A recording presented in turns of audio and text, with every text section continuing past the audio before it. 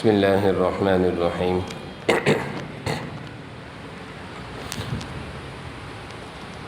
الحمد للہ والصلاة والسلام علی سیدنا محمد وعلی آلہ واصحابہ اجمعین اما بعد فاعوذ باللہ من الشیطان الرجیم بسم اللہ الرحمن الرحیم واتقوا فتنة لا تصيبن الذين ظلموا منكم خاصة واعلموا ان اللہ شدید العقاب صدق اللہ مولانا العظیم اللہم صل علی سیدنا مولانا محمد وعلی آل سیدنا ومولانا محمد وبارک وسلم اللہم صل علی سیدنا مولانا محمد وعلی آل سیدنا ومولانا محمد وبارک وسلم۔ میرے قابل احترام بزرگوں اور عزیز بھائیوں، اس وقت کے حالات جو مسلمانوں کے ساتھ فلسطین میں پیش آ رہے ہیں، تقریباً ان حالات سے ہر مسلمان کا دل ہی غمزدہ ہے، رنجیدہ ہے۔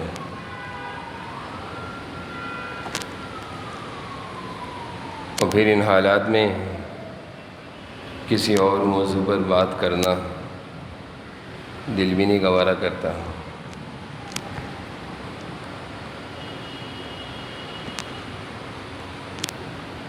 ہر وقت ان کا دل و دماغ پر خیال بھی آتا ہے، ذہن اس طرف بھی جاتا ہے کہ کس طرح وہ لوگ جو غصے میں ہیں، بے یار و مددگار ہیں، اس وقت ان کی حالت یہ ہے کہ ہزاروں کی تعداد میں، 1000 نہیں، 100 نہیں، ہزاروں کی تعداد میں مرد و عورت، بچے، بوڑھے، جوان، خواتین شہادت پا چکی ہیں، شہید ہو چکے ہیں۔ اور کتنے 100 گھر جو پہلے گھروں کا نقشہ دیا کرتے تھے، اب کھنڈرات بنے ہوئے ہیں۔ اب صورتحال یہ ہے کہ غزہ میں بسنے والے مسلمان اپنے گھروں میں بھی نہیں رہ سکتے، گھروں میں بھی محفوظ نہیں۔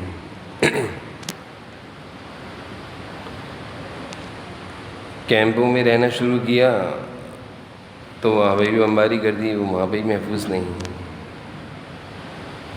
ہسپتالوں میں زیر علاج ہیں تو وہاں بھی محفوظ نہیں۔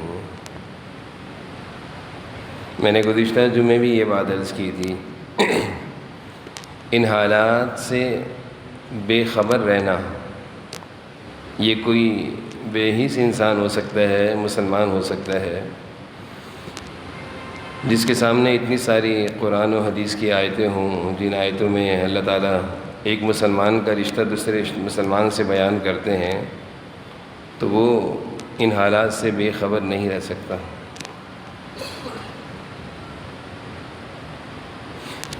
جناب نبی کریم صلی اللہ علیہ وسلم نے ایک حدیث میں مسلمانوں کا جو باہمی رشتہ ہے، اس کو اس طرح بیان کیا ہے کہ جیسے عمارت بنتی ہے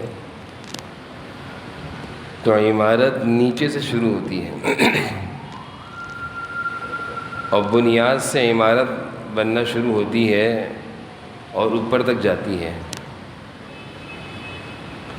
اوپر کی عمارت یہ کہے کہ نیچے کی عمارت کی ہمیں ضرورت نہیں، ہم اس کے بغیر قائم ہیں، یہ ممکن ہی نہیں ہے۔ نیچے سے بلاک پر بلاک رکھا جاتا رہا، عمارت بنتی چلی گئی۔ جناب نبی کریم صلی اللہ علیہ وسلم مسلمانوں کے آپس کے تعلقات کو تشبیہ دے رہے ہیں کہ مسلمان بھی آپس میں ایک دوسرے سے ایسے جڑے ہوئے ہیں جیسے بلاک سے جڑا ہوا ہے، اور اتنی بڑی عمارت یہ آپس کے تعاون سے تیار ہوئی ہے، آپس میں ایک دوسرے کے ساتھ جڑے ہوئے ہیں۔ کوئی ایک بلاک بھی یہ نہیں کہہ سکتا مجھے نیچے والے بلاک کی ضرورت نہیں، ہر بلاک کو دوسرے بلاک کی ضرورت ہے۔ اسی طرح سارے مسلمان ایک ہیں اور ایک ہو کر رہنے میں ہی ان کے لیے خیر ہے۔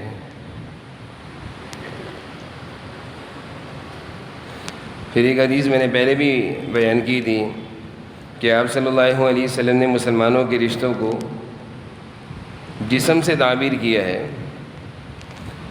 کہ اگر جسم کے ایک حصے میں تکلیف ہو تو سارا جسم پریشان ہوتا ہے، پاؤں کے درد کو سارا جسم محسوس کرتا ہے۔ تو کہیں کا بھی مسلمان ہو، کیسا بھی ہو، رنگ و نسل کے لحاظ سے، قومیت اور زبان کے لحاظ سے، اگر اس کو تکلیف پہنچتی ہو تو دوسرا مسلمان اس تکلیف کو محسوس کرتا ہے۔ قرآن کریم میں اللہ تعالیٰ فرما رہے ہیں وَاتَّقُوا فِتْنَةً لَا تُصِيبَنَّ الَّذِينَ ظَلَمُوا مِنْكُمْ خَاصَّةً، ڈرو اللہ کی پکڑ سے، اللہ کے عذاب سے، کہ جس عذاب کا شکار صرف ظالم نہیں ہوگا، خاصہ صرف ظالم کو خالص وہ عذاب نہیں ملے گا، بلکہ وہ لوگ جو اس ظالم کے ظلم پر خاموش بیٹھے ہوئے تھے، وہ لوگ جو اس ظالم کے ظلم کے روکنے پر آواز نہیں اٹھا رہے تھے، مظلوم کی مدد کسی بھی طرح کرنے کی کوئی کوشش نہیں کر رہے تھے، اپنی دنیا داری میں، اپنے کام اور کاروبار میں مگن تھے، اللہ تعالیٰ فرما رہے ہیں تم سے بھی ہم انتقام لیں گے، تم پر بھی اللہ کا عذاب آئے گا۔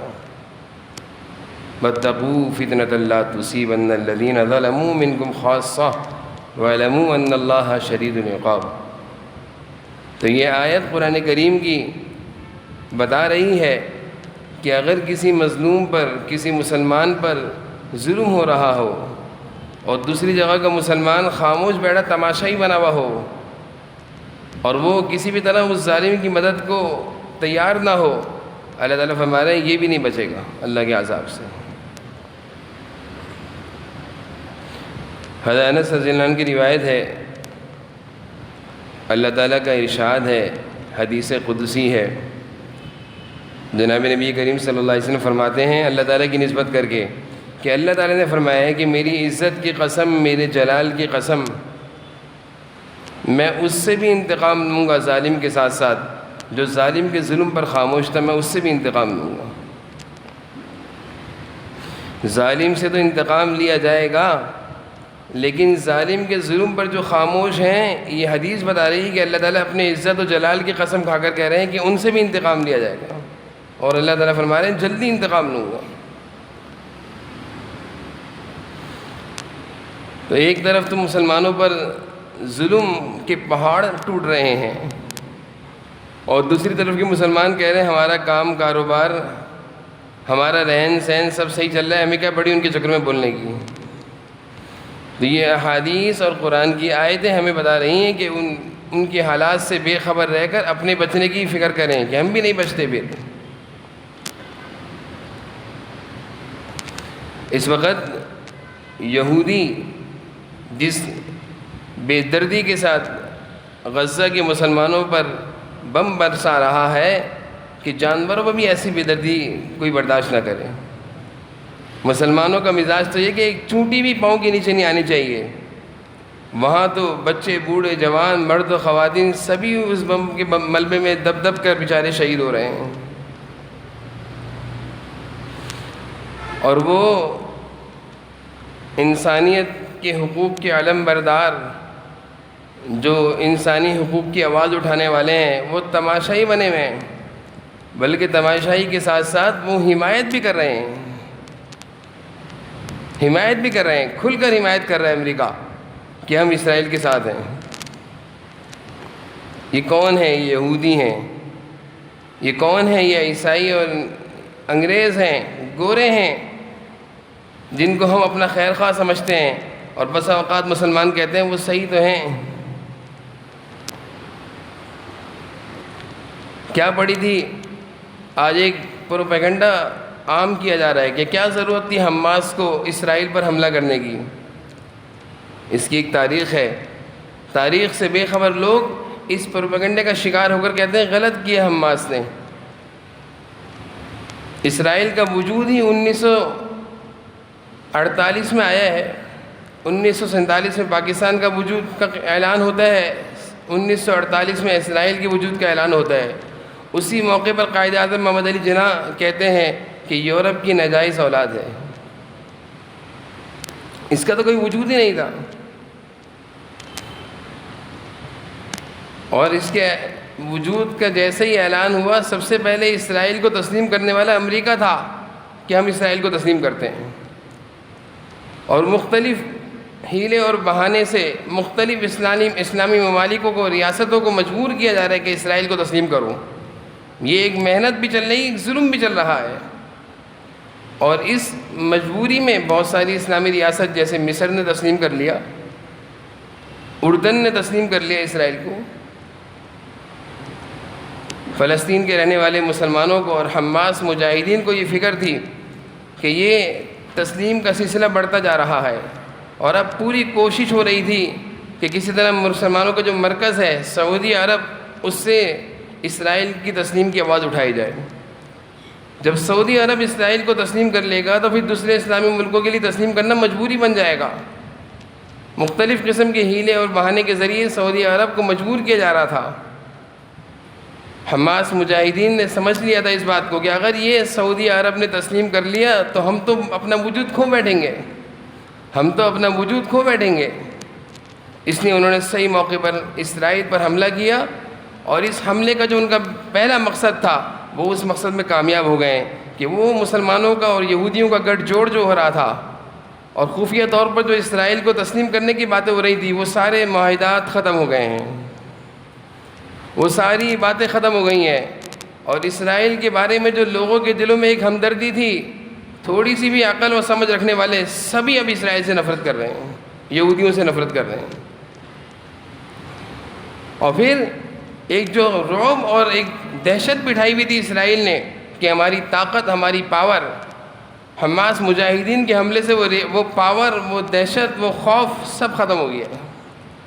اللہ تعالیٰ کی طرف سے نصرتیں آ رہی ہیں. فکر تو ہمیں اپنی کرنی چاہیے کہ ہم خاموش بیٹھے ہوئے ہیں اور ان کی قربانیوں کا مذاق اڑا رہے ہیں. تو ایک تو یہ پروپیگنڈا تھا کہ حماس مجاہدین نے حملہ کیوں کیا. اگر وہ حملہ نہ کرتے اور اس طرح اسلامی ریاستیں، اسلامی ملک اور اسلامی حکومتیں اسرائیل کو تسلیم کرتے رہتی، تو اسرائیل جب قائم ہوا تھا چھوٹے سے حصے پر تھا. 70 سال سے لے کر اب تک، 70 سال کے درمیان میں جو عرصہ گزرا ہے، 1948 سے اب تک مختلف بہانوں سے مسلمانوں پر حملے کر رہا ہے، مار رہا ہے اور اپنا رقبہ بڑھاتا جا رہا ہے. ظلم کر کر کے ان سے گھر خالی کروائے جا رہے ہیں اور مسلمانوں کو محدود کیا جا رہا ہے. اور یہ سلسلہ چلتا رہتا تو یہ سارا اسرائیل بن جاتا. اور یہی کوشش ہے امریکہ اور برطانیہ کی، یہی کوشش ہے کہ کسی طرح پورے حصے میں اسرائیل کی حکومت ہو. تو ایک تو یہ پروپیگنڈا تھا، ہمیں سمجھنا چاہیے، ہمیں اس پروپیگنڈے کو سمجھنا چاہیے. دوسرا پروپیگنڈا یہ کیا جا رہا ہے کہ ہمیشہ یہودی جو ہیں بنی اسرائیلیوں کی اولاد ہیں، اور یہاں پہ بنی اسرائیل انبیاء علیہ السلام بہت آئے ہیں بنی اسرائیلیوں میں. تو یہودی کہتے ہیں کہ ہم ان کی اولاد ہیں، اس لیے ہمارا حق بنتا ہے ہم یہاں پہ حکومت کریں، ہم اس زمین کے زیادہ حقدار ہیں. اگر ہم تاریخ اسلام کو دیکھیں اور پورے زمانے کی تاریخ دیکھیں، جب سے دنیا قائم ہے آج تک صرف 99 سال بیت المقدس اور مسجد اقصی اور ارض شام پر یہودیوں کی حکومت رہی ہے. صرف 99 سال. اس سے پہلے عرب سے قبیلہ کنعان آیا تھا اس جگہ پر، اور وہ آباد ہوا تھا، وہ عرب قبیلہ تھا، شروع سے وہ لوگ حکومت کر رہے تھے. اس کے بعد حضرت موسیٰ علیہ السلام کی دنیا سے جانے کے بعد حضرت شمعون علیہ السلام کے ساتھ یہودیوں نے مل کر اس زمین کو فتح کیا اور حکومت ان کی قائم ہوئی. 99 سال حکومت رہی، اور آج سے 1800 سال پہلے یہ وہ حکومت بھی ان کی ختم ہو گئی.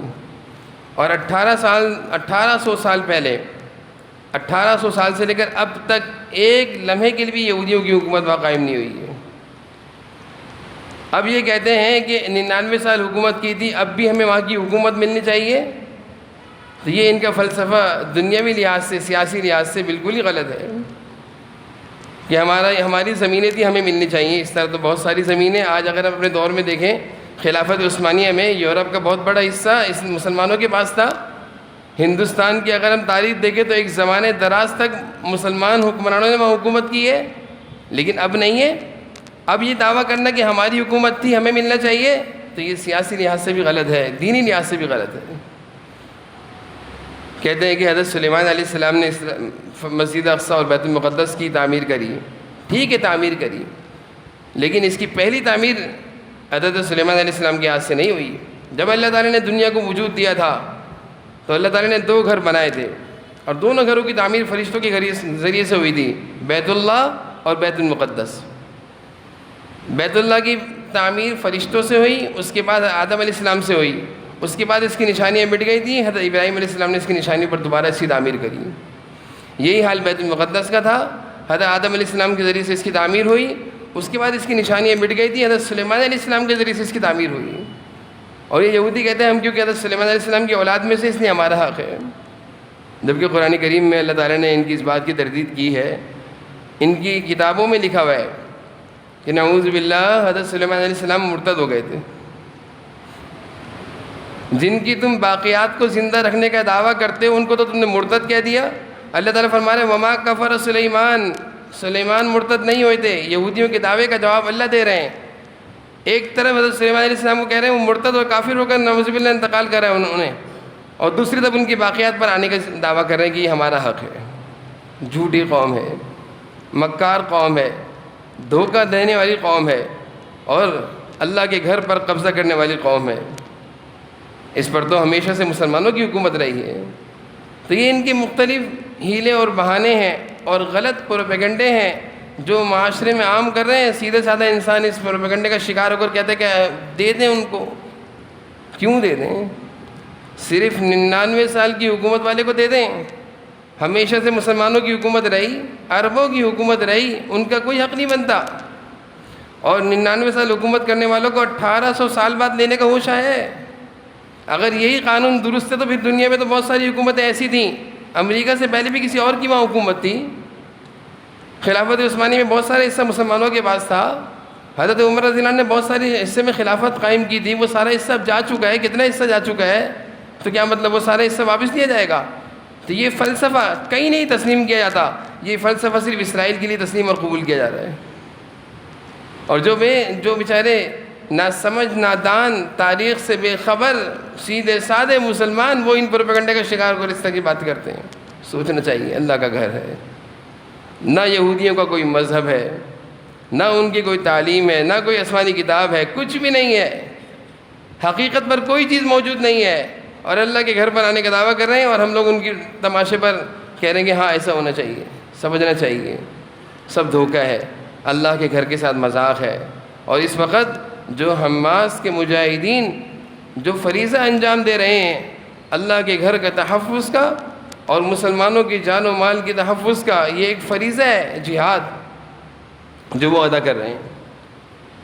اور جس بے دردی کے ساتھ غزہ کے مسلمانوں پر ظلم ہو رہا ہے، اس بے دردی کے بعد اطراف کے مسلمانوں پر جہاد تقریباً فرض بھی ہو چکا ہے کہ ان کی مدد کرنا مسلمانوں پر لازم ہے، ان کی مدد کرنا مسلمانوں پر لازم ہے، کسی بھی طرح ان کی مدد کی جائے۔ بہرحال حالات ہیں اس دور میں، ہم سب کچھ جانتے ہیں، سب جانتے ہیں کہ کس طرح ان کی مدد کی جائے، کس طرح ان کی حمایت کی جائے، کس طرح ان کو مضبوط کیا جائے، کس طرح ان کے حق میں بات کی جائے، سب جانتے ہیں۔ کوشش کرنی چاہیے دفاعی طور پر بھی، مالی طور پر بھی، جس طرح بھی امداد ہو ان کے ساتھ امداد بھی کرنی چاہیے، اور ان کے حق میں دعائیں بھی کرنی چاہیے کہ اللہ تعالیٰ اس مشکل وقت میں ان کو کامیابی عطا فرمائے۔ اور جو انہوں نے ایک اللہ کے گھر کے تحفظ اور مسلمانوں کی جان و مال اور عزت کے تحفظ کے لیے جو وہ لڑ رہے ہیں، اللہ ان کی نصرت فرمائے اور اللہ تعالیٰ نے ان کو کامیابی عطا فرمائے۔ جناب نبی کریم صلی اللہ علیہ وسلم کے دور میں اس طرح کے واقعات پیش آئے تھے۔ ایک یہودی نے پکڑ کر ایک لڑکی کا سر کچل دیا، وہ لڑکی ہوش میں تھی، آپ صلی اللہ علیہ وسلم نے فرمایا کہ تمہارا سر کس نے کچلا ہے؟ اس نے کہا یہودی نے۔ آپ نے فرمایا اس کا سر بھی کچلو، اس کا سر بھی کچلا جائے گا، اس کا بھی سر کچل کر اس کو مارا جائے گا۔ اس طرح کے واقعات ہیں۔ خلیفہ معتصم باللہ کے دور میں ایک عیسائی کے ہاتھ ایک مسلمان خاتون چڑھ گئی، پکڑ لیا اس نے اور زور سے تھپڑ مارا۔ اس خاتون کے منہ سے نکلا این المعتصم، معتصم کدھر ہیں؟ وہ ہنسنے لگا، کہا کہ معتصم کو پکارتے ہو، وہ کہاں سے آئے گا؟ اس کی یہ آواز کسی نے خلیفہ معتصم باللہ تک پہنچا دی، فوری طور پر اپنی فوج تیار کری اور مدد کے لیے پہنچ گیا، اور جس قلعے میں گھیرا ہوا تھا اس خاتون کو، اس پورے قلعے کو گھیر کر ساری فوج کو نکالا اور اس خاتون کو آزاد کرایا۔ تو بہرحال تاریخ اسلام تو بہت بڑی ہے، ہم لوگ کیونکہ بے خبر ہیں، نہ ہمارے معاشرے میں اس کا کوئی رواج ہے کہ ہم اپنی تاریخ کو یاد رکھیں، یاد کریں، پڑھیں، دیکھیں، پتہ چلے کہ کیسے حالات مسلمانوں سے گزرے ہیں اور اس وقت مسلمان کن حالات سے گزر رہے ہیں۔ بہرحال میں نے جیسے شروع میں عرض کیا کہ قرآن کریم کی آیت ہے وَاتَّقُوا فِتْنَةً لَا تُصِيبَنَّ الَّذِينَ ظَلَمُوا مِنكُمْ خَاصَّةً، اللہ تعالیٰ فرما رہے ہیں کہ صرف ظالم پر میری پکڑ نہیں آئے گی بلکہ ان لوگوں پر بھی پکڑ آئے گی جو ظالم کو ظلم سے روکنے کی کوشش نہیں کر رہے تھے۔ اور پھر حدیث قدسی ہے، اللہ تعالیٰ کا ارشاد ہے کہ میری عزت اور میری جلال کی قسم کہ میں بہت جلد ان لوگوں سے انتقام لوں گا، میں بہت جلد ان لوگوں سے انتقام لوں گا جس نے ظالم کو ظلم سے روکنے کی کوشش نہیں کری۔ ہمارے بس میں جو بھی ہے ہم اپنے اختیار سے کر سکتے ہیں، دعائیں کریں، ان کے حق میں مالی امداد پہنچنے کے اب ذرائع کھل چکے ہیں، مالی امداد پہنچائی جا رہی ہے، صحیح ذرائع سے ان تک مالی امداد پہنچائیں، بے چین رہیں، بے قرار رہیں، ایک لمحے کے لیے یہ بھی سوچ لیا کریں کہ اگر اس طرح کی بمباری اللہ نہ کرے کبھی نہ ہو، اگر ہمارے شہر میں، ہمارے اسپتالوں میں، ہمارے گھروں میں ہونا شروع ہو جائے تو ہمارا کیا حال ہوگا۔ وہاں یہ سب کچھ ہو رہا ہے، وہاں یہ سب کچھ ہو رہا ہے، اور وہ اس طرح کی بیماری کو برداشت کر رہے ہیں، اور کتنے جنازے نکل رہے ہیں، کتنے لوگ ایسے ہیں جو اکیلے تنہا ہیں۔ کون ہے تمہارا؟ نہ میرا بھائی بچا، نہ میری ماں بچی، نہ میری بیوی بچی، نہ میرے بچے بچے، میں اکیلا ہو گیا ہوں۔ کہاں گئے؟ سب شہید ہو گئے۔ تو اس طرح کے بہت سارے لوگ ہیں، اللہ تعالی ہم سب کو ان کے غم کو سمجھنے کی توفیق عطا فرمائے، ان کے حق میں اللہ تعالی پرخلوص امداد پہنچانے کی توفیق عطا فرمائے اور خوب دعائیں کرنے کی توفیق نصیب فرمائے۔ وآخر دعوانا الحمدللہ۔